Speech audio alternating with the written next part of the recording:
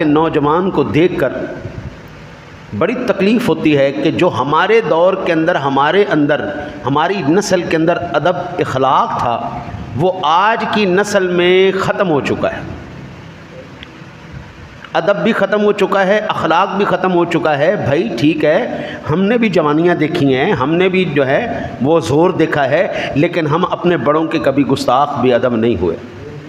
हमने बद अखलाक़ी से कभी किसी से बात नहीं की। हम जब भी बात करते थे अखलाक से करते थे।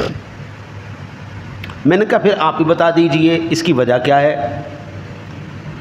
बुज़ुर्गों से सीखने का एक ये तरीका भी होता है, आप उनसे सवाल करें, वो आपको बता देंगे।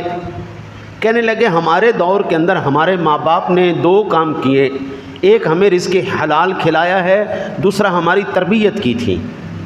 आज हमारे बच्चों के पेट में इल्ला माशाअल्लाह रिज़्क़ हलाल आ रहा हो,